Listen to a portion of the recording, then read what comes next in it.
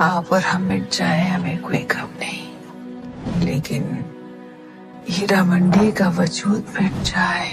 संजय लीला भंसाली की film series Heera Mandi, जो कि उर्दू, हिंदी और जुज़वी पंजाबी ज़बान में है, बड़े एहतमाम के साथ देखी।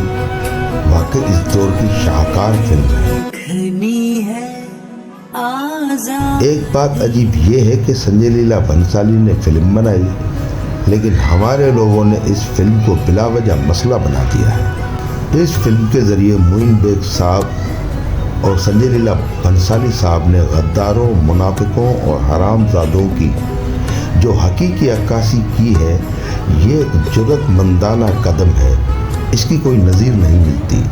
हमें देखनी है आज़ादी। और फिल्म में जिन जिन अदाकारों ने काम किया है, संजय ने इन किरदारों में असल रूह फूंक दी है। मनीषा कोइराला, सोनाकशी ने तो एक्टिंग के पिलर कायम कर दिए। बाकी आलमजेब, ताजदार, लज्जो, बेबो, इकबाल और उस्ताद ने भी कमाल कर दिया। फिल्म का म्यूजिक बहुत खूबसूरत और मंजरनामा तो लाजवाब है। फिल्म होती है।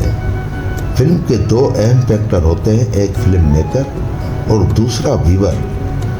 तीसरे का तो वास्ता ही नहीं है। बहरहाल फिल्म अच्छी है, बल्कि बहुत अच्छी है।